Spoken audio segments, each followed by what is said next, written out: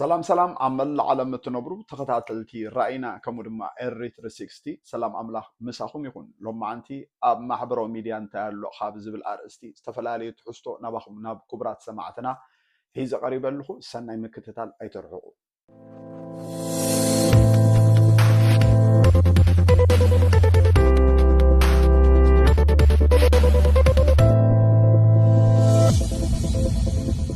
سلام سلام من دقنا بدقامي سلام أملاح مسكولنا يكون لما أتنبار أقدا سكاب زولكم فيديو حادة زقدسني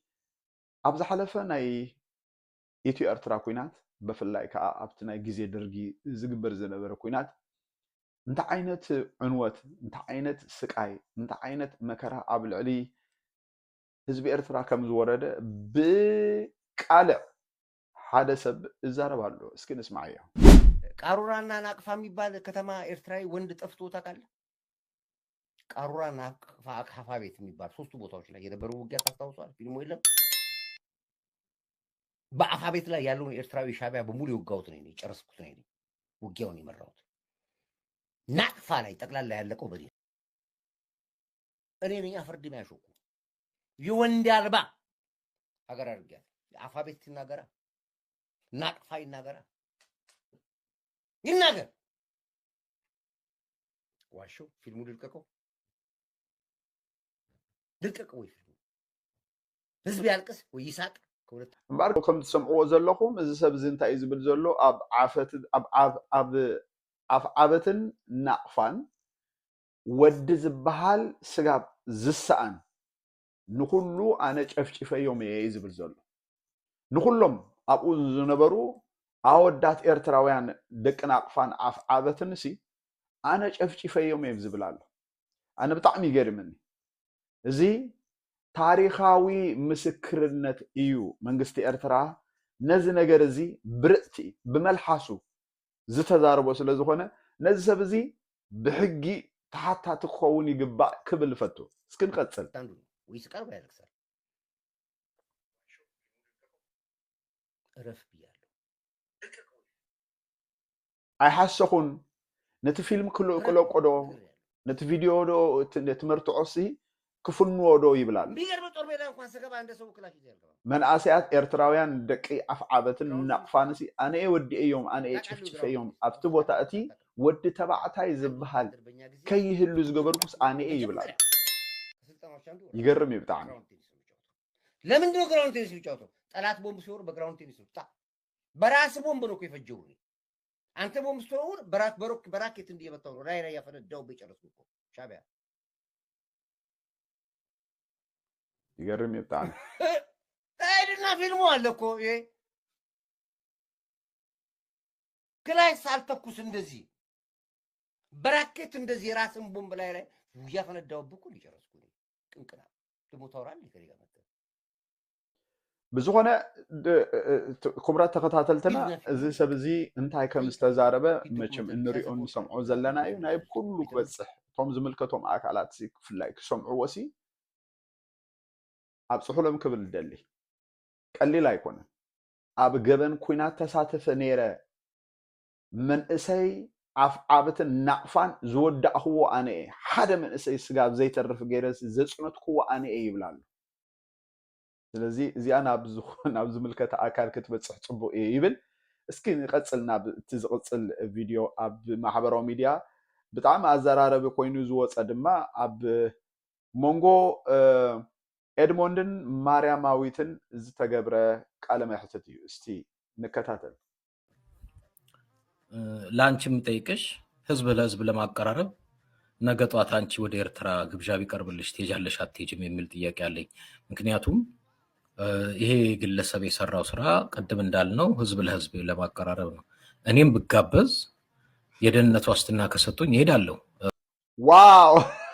ጽምዶ ዓብያ ጽምዶ ብጣዕሚ ዓብያ እምበኣር ኤድሞንድ እንታይ ዝብል ዘሎ ንዓኽን ንዓይንሲ መፀዋዕታ ካብ ኤርትራ እንተ ዝቀረበልና እሞ ውሑሳት ከም እንኸውን ዋሕስትና ሴኩር ክንከውን ዋሕስና እንድሕር ተዋሂብና ሲ ህዝቢ ንህዝቢ ንምዕራቅ ስጋብ ዝኾነ ክንከይድ ድልዋት ኢና ዝብል ዘሎ ህዝቢ ክንዓርቕ ስጋብ ዝኾነሲ ክንከይድ ኢና ይብላሉ ኣነ ብጣዕሚ ደስ ይልኒ ታንክ ዩ ብእውነት እዚ ንፖለቲካ ኣጀንዳ ኢሉ ሰባት ከባእስ ህዝቢ ንህዝቢ ከባእስ ካብ ዝውዕል ፖለቲከኛ ከምዚ ናይ ህዝቢ ሰባት ግን ክትሰምዕ ደስ ዝብለካ ስንከታተል አስመራ ሄዳለሁ አንቺስ ብዬ መጠየቅ እፈልጋለሁ። ሌላው ከዚሁ ጋር ተያይዞ በጣም እዚህ ልጅ ላይ ሲዘመት ያየሁት ብርጌድ ንሓመዱ የሚባል ስብስብ ነው። ብርጌድ ንሓመዱ የሚባለው ስብስብ ምንድን ነው የሚሉት? ፍትህ ደላይ ነው የሚሉት። እኔ ምናልባት ይህንንም እንድታነሹ ፈልጋለሁ። በዚህም አቅጣጫ የኔን ሀሳብ ሰጥቼበት ልለፍ። ብርጌድ ንሓመዱ ፍትህ ደላይ የሚባለው ስብስብ ምልሽ ቁጭ ብሎ በየውጭ ሀገሩ ቁጭ ብሎ የትግራይ ኃይሎች ከኤርትራ ከሻዕቢያ ጋር ገጥመው ነፃ አውጥተው ኢሳያስን አውርደው የኤርትራን መሬት እንዲያስረክቡት ይፈልጋል። እዛ ናይ ኤድሞንድ ዘረባ ዳርጋ ሓቂኣ እንተበልኩ ምግናን ኣይኮነ ሓቂኣ እንተበልኩ ምግናን ኣይኮነ ምክንያቱ እቲ ኣብ መሬት ዘሎ ሓቂ ብርጌድ ንሓመዱ ኢሉ ደላይ ፍትሒ ኢሉ ዝቃለስ ዘሎ ንኩሉ ኣልማማ ኢልካ ክትዛረብ እኳ ነውሪ እንተኾነ ግን እቲ ዝበዝሕ ሲ ብደም ተጋሩ ዝላገፅ ብደም ተጋሩ ኣብ ኤርትራ ለውጢ ክመፅእ ዝደሊ ዝነበረ ከም ዝኾነ እዩ ዝዛረብ ዘሎ ምክንያቱ ድማ ብምእሳር ተጋዳላይ ሰብ ዝሰኣነ ሰብ ዝበሃለው ሓውና ዮሃና እንኳ ሓጎስኩም ኢሎም ዝተዛረቡ ስለ ዝነበሩ እዩ ብጣዕሚ ሓሪቁ ኤድሞንድ እስክንቀፅል እኔ የኤርትራን ኢሳያስን የማውረድ ኃላፊነት የራሱ የኤርትራዊ ነው የትግራይ ኢሳያስ ካብ ስልጣን ንክእለ እቲ ሓላፍነት ዝወስድ ባዕሉ እቲ ኤርትራዊ እምበር ትግራዋይ ኣይኮነን ብላል እኔ የኤርትራን ኢሳያስን የማውረድ ኃላፊነት የራሱ የኤርትራዊ ነው የትግራይ አይደለም። እኔ በጣም የሚገርመኝ ማራማዊት የትግራይ ህዝብና የትግራይ ሰራዊት እዳ አለበት እንዴ? አንደኛ ስንት ቀኝ ገዢ በዛ በሰሜን በኩል ሲመጣ ዘመኑን ሁሉ አገር ለማስከበር ሲሞት የነበረው ትግራይ ነው። ኢትዮጵያ ውስጥ መንግስቱ ኃይለማርያም ይምጣ ይሄ የበሻሻው ይምጣ ምን ይምጣ ሰው ሲማረር ተስፋ የሚያደርገው ትግራይን ነው። አሁን ፍትህ ደላይ ብርጌድ ንሓመዱ ለምን ኢሳያስ ይሄ ልጅ ወደ ኤርትራ ሄዶ የኢሳያስን ደጋፊ ያገኘ ነው? ኢሳያስን የማውረድም የመስቀልም የኤርትራውያን ስራ ነው። እናንተ ውጭ ሀገር ቁጭ ብላችሁ በትግራይ ፖለቲካና በትግራይ አክቲቪስት ይሄን ማድረግ አለብህ ይሄን ማድረግ የለብህም። በዚህ አጋጣሚ መልእክት ማስተላለፍ ፈልጋለሁ። ብርጌድ ንሓመዱ የፍትህ ደላይ የምትባሉ ውጭ ሀገር ቁጭ ብላችሁ አንድ በትግራይ ፖለቲካ የመፈትፈት መብት የላችሁ። ኣብ ደገ ተቀመጡ ደለይት ፍትሒና ባህልቲ ኣብ ፖለቲካ ትግራይ ኢድኩም ኣክቡ ወይ ከዓ ድማ ኣብ ክንዲ ለውጢ ኤርትራ ዝሞተልኩም ትግራዋይ የለን ኢሉ ይዛርብ። ሁለት ኢሳያስን ለማውረድ የትግራይ ወጣት ለአንተ ሊሞትልህ አይገባም። ኣብ እዋን ናይ ትግራይ ኩናት እንታይ እዩ ነይሩ ናትኩም ኮንትሪቢዩት ትገብርዎ? አንተው ራስህ መሞት አለ። ሶስት በትግራይ ጦርነት ጊዜ ዋት ዋዝ ዩር ኮንትሪቢዩሽን? ምንድን ነበር እናንተ ተሳትፎ የምታደርጉት? ገብታችሁ ከቲዲኤፍ ጋር ተቀላቅላችሁ ያኔ የሻዕቢያ ጦር ትግራይ ሲገባ ለምን አልተዋጋችሁ? ለምን ቲዲኤፍን በሚያስፈልግ በገንዘብ ይሁን በምን ይሁን ለምን አልደገፋችሁ? ስለዚህ እናንተ የምትፈልጉት ያ ብናይ ተጋሩ ደመን ሞትን መስዋዕትነትን ናብ ስልጣን ክትመፁ ኢኹም ትደልዩ ዘለኹም ይዝብል ዘሎ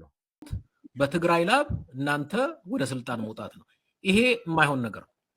አንዳንድ እናንተን ለምሳሌ ውፉይ መጥራት ይችላል። ውፉይ ንምንታይ እዩ ደው ይለሉ ናብ ሚዲያ አዲመዮ ሕቶለን መልስ ሃበኒ ኢለየስ ንምንታይ እዩ መፅኡ መልስ ክህብ ዘይደለ አቢኒ ዝብል ዘሎ ሚዲያችን ላይ ጠርተን ኑ መልስ ስጡ ስንል አትመጡ። እናንተ መታችሁ ለኛ ጥያቄ መልስ መስጠት የማትፈልጉ ሰዎች የትግራይ ወጣት ለአንተ ሞቶልህ ኢሳያስን አውርዶልህ አንተ ስልጣን ላይ እንድትወጣ ሊሰራ አይችልም። ስለዚህ ፍትህ ደላይ ብርጌድ ንሓመዱ ምናምን የምትባሉ ኢሳያስን ለማውረድም ለመደምሰስም ከፈለጋችሁ ራሳችሁ ታጥቃችሁ ራሳችሁ ተዋጉ። በተረፈ ቁጭ ብላችሁ አይ ትግራይና ኤርትራ ጠላትነታቸው መፋፋም መቀጠል አለበት፣ ይሄ ልጅ መገናኘቱ ትክክል አይደለም እያላችሁ እናንተም ያ እንታይ ዝብል ዘሎ ኣብዚ ሶሻል ሚድያ ሕወሓትን ሻዕብያን ተዓሪቆም ኢልኩም ህዝቢ ኤርትራን ህዝቢ ትግራይን ክበኣስ ኣለዎ እቲ በኣስ ክቕፅል ኣለዎ ዝብልዎ ኣዘራርባሲ ክትሓፍሩሉ እዩ ዝግባእ እዩ ዝብል ዘሎ እስኪ ናብ ማርያማዊት ሓፍትና ኸ ንሂድ ማርያማዊት ሓፍትና እውን ብጣዕሚ ብዙሕ ሃገረምቲ ዝኾኑ ዘረባታት ተዛሪባ ኣላ ስለዚ ነዚ ዘረባ እስኪ ንስማዕ እዮ ትሄጃለሽ ወይ ላልከኝ እድም ኮርቼ ነው እንጂ የምሄደው ህዝብ ምን አደረገ የኤርትራ ህዝብ እኮ የተገፋ ህዝብ ነው የተጎዳ ህዝብ ነው እኔ አሁን ማርያማዊትን ናብ ኣስመራ ፃውዒት ተገይርለይ ትኸይደ ህዝቢ ንህዝቢ እንተ ደኣ ዝዕረቕ ኮይኑ ኣብዚ ዕርቂ ክሳተፍ እየ ትብል ኣላ ብጣዕሚ ፅቡቅ ዘረባ ንቐፅል እስኪ ናብ ማነው ምንድነው እርም ሀገር ናት ያለው ማን ነው የሰይጣን ቴሪቶሪ ብቻ ነው የማልገባው እኔ ሰይጣን የሚገዛ የሰይጣን ቦታ ብቻ ነው የማልገባው ህዝብ ያለበት እኮ ነው የኤርትራ ህዝብ የሚኖርበት ማን ነው የሚከለክለኝ ያውም ደግሞ ህዝብ ለህዝብ ለማስታረቅ ስለዚህ መሄድ ካለብኝ ምንም እንትን ባይሰጠኝ ማለት ሴኩሪቲ ባይሰጠኝ አሁን የባለቤት ያባት እንደዛ ወደዛ ለመሄድ ቢሆን የታሰበው ሰው ምንም ጥያቄ የለውም ይሄድ ነበር ማንም ይከለክለኝ እና ሄድ ካለ ኣብዚ ናይ ማእሰርቲ ተጋዳላይ ብርሃነ ንዝነበረ ኩነታት ብዙሓት ደለይቲ ፍትሒ ኤርትራውያን ኢና ዝብሉ ዳርጋ ሓጎሶም እዮም ዝገልፁ ቀንዮም ነገር ግን እቲ ሓጎስ ሓደ መንእሰይ ስለ ዝተኣስረ ሓደ ተቃላሳይ ስለ ዝተኣስረ ሓጎስ እንኳ ሓጎሰኩም ፅምዶ መኪና ገለመለ ኢልካ ማዕረክ እንደዚ ዝግበር ዝነበረ ዳንኬራ ዘሕዝን ዘሕፍር ነገር እንድዩ ነገር ግን ኣብ ትግራይ ነዚ ሰብ እዚ ብምእሳሩ ምክንያት ንዘሎ ኩነታት ብዙሓት እዮም ዘዘራረቡ ዘለዉ ስለዚ ነዚ ኩነታት ህድእ ኢልና ብትዕግስቲ ክንሪኦ ፅቡቅ እዩ ይብል ካልእ ኣብ ናይ ወፍይ እስኪ ንስማዕ እያ ነቲ ተሃንዲዱ ዝመፅእ ዘሎ ሰራዊት ፅምዶ ጌርና ንግተኣዮ እኳ እዩ ዝብል ዘሎ እታ ቪድዮ ትረኽባ ዶ ትኸውን እታ ቪድዮ ተትረኽባ ፅቡቅ ነይሩ ብግን ህድግለነ ዘይብሉ ሰራዊት ከብዲ ሓደር ንትግራይ ኣፅኒቱ ንኣምሓራ ኣፅኒቱ ንዓፈር ኣፅኒቱ ናብ ኤርትራ ክግስግስ ነቒሉ ኣሎ እዚ ውግእ እዚ ደው ዝብለሉ ሓደ መፍትሒ ድማ ጥምረት እዩ ኣወል ስዒድ ኩናት ይኣውድ ኩናት ኣበይ ዘሎ እቲ ሰላም ኣበይ ኣሎ ኦኬ ፅምዶሲ ኣወል ስዒድ ኩናት እዩ ዝእውጅ ዘሎ እዩ ዝብል ዘሎ ውፉይን ሰዓብቱን ናብ ብልፅግና ክንከይድ ኢና ዝብሉ ዘሎ ኩናት ንምእዋጅ ዶ ኣይኮነን ኣነኮ እስኻሲ ፖለቲካ ትሰርሕ ዘለኻ ምስ ብልፅግና ናብ ኤርትራ ኩናት ክትእውጅ ኣይኮነን ድዩ ወይስ ዕምበባ ነፂካ ብሰላማዊ መንገዲ ክትኣቱ ካልእ እንታይ እዩ ወላ ሓደ የለን ባዕልኻ ኩናት እናፅሓርካ ባዕልኻ ምስ ፌደራል ኮይንካ ንኤርትራ ክትወግእ እናተዳለኻስ ንፌደራልን ንሓይልታት ፌደራልን ክንስዕር ኢና ኢሎም ትግራይን ኤርትራን ኣምሓራን እንተ ደኣ ፀሚዱ ንዓኻ ንምንታይ እዩ ድቃስ ትስእን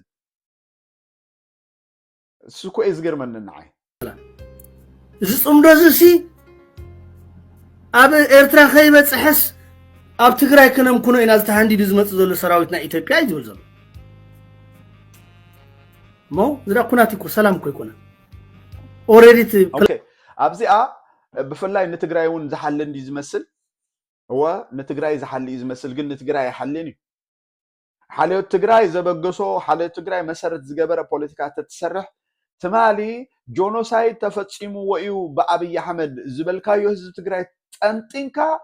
نتي أبي أحمد زبهال قبل تجراي جونوسايد زفتسمه ناي بوليتيكا مسارح تخاكو تجبرو أي مخال كان نيركا قبل كادلي الساقو يتحكي لذي كم زي عمسلو زرباتات سي منم مش هالو بعلها كونات بعلها وج نادلها سي وج كم زي دلي كوين كان مقرا جاي امبارك برات تقتاتلتي راينا كمود ما اريتر 60 نايلوم معنتي اقداس زبلكم فيديوهات زي ام نيرم اب كالب بروجرام سغاب انراكب سلام املاح مسكلنا يكون نزي فيديو لايك بمقبار شير بمقبار دمانا كله كبصح كتتحابرونا بتحتنا نحتت سلام نهزب إرترا نهزب تجراي نهزب أمحرا